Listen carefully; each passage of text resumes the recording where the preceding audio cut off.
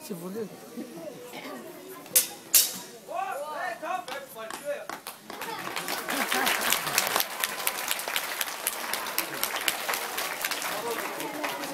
Merci Raoul. La lance, quant à elle, longue de 2,50 m à 5 m, s'utilisait horizontalement, où on pouvait la bloquer avec le pied pour désarçonner le cavalier qui arrivait en face. Elle pouvait être ornée d'une bannière, ou on pouvait l'équiper d'une garde pour protéger la main du chevalier. Mais il n'y avait point que la lance. Il y avait aussi le pic. Il y avait aussi la faux. C'est pas faux.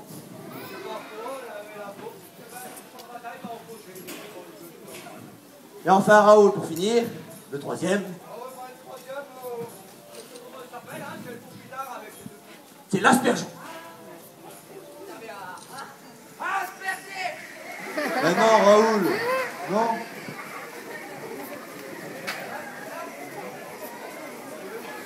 L'arbalète, quant à elle, est une invention du Moyen-Âge. Elle apparaît au Xe siècle.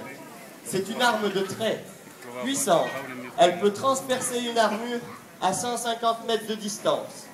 Elle peut tirer 2 carreaux à la minute. Le carreau est cette petite flèche courte utilisée avec celle-ci. Considérée comme diabolique, elle fut interdite lors des combats entre chrétiens par le pape Urbain II, de 1097 à 1099, puis en 1139, lors du concile de Latran. Mais pourtant, c'est un carreau d'arbalète qui causa la mort de Richard, cœur de lion, en 1199, dont 60 ans plus tard, malgré son interdiction. Je vais vous parler d'une autre arme de trait, l'arc. L'arc est à la base une arme de chasse, facile à construire mais difficile à utiliser.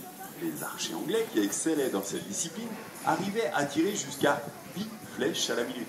Et les meilleurs d'entre eux pouvaient décocher 6 flèches avant que la première n'atteigne sa cible. Pour ceci, on utilisait une technique fort simple, le tir au dôme.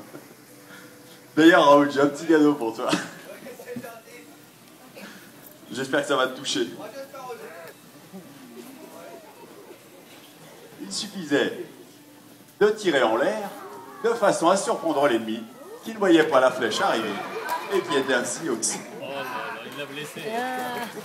Adieu Raoul. Non, rassurez-vous, tout va bien. On peut dire de cet arc qu'il est en bois, on l'appelle le longbow, et les archers anglais décimèrent de nombreuses fois la cavalerie française pendant la guerre de Cent Ans, en particulier pendant la bataille de Crécy, Poitiers ou même celle d'Azincourt. Les hommes d'armes, quant à eux, disposaient de nombreuses armes de choc lorsqu'ils combattaient à pied.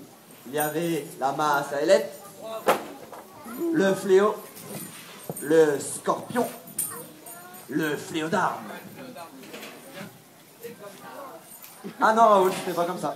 Non Raoul, pas comme ça. Ah non. Ah bah non plus. Eh Raoul, c'est une arme, hein. Oui, tiens, va rendre ça. Il y avait aussi le Morgenstern, le bec de Corbin, qui était un outil agricole, mais qui pouvait très bien servir en temps de guerre. Non, Raoul, c'est pas la guerre.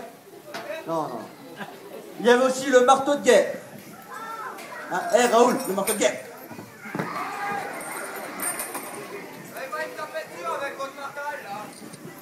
Il y avait aussi les armes de tranche, dont la hache, qui pouvait être de formes diverses, et la hache à double tranchant. Bien que lourde et difficile à manier, en des mains fortes et habiles, ces coups lourds et destructeurs étaient quasiment imparables. Qu'est-ce que t'as fait, Raoul? Vas-y, vous n'avez pas de temps, mais j'ai voulu montrer la hache à tout le monde. Oui. Je me suis levé, mais tellement lourd j'ai glissé. Oui. Du verglas. Du verglas. Ouais, c'est pas ça. Oui, oui, en effet, je te crois pas. Alors, ça vous dirait une petite démonstration de combat? Oui.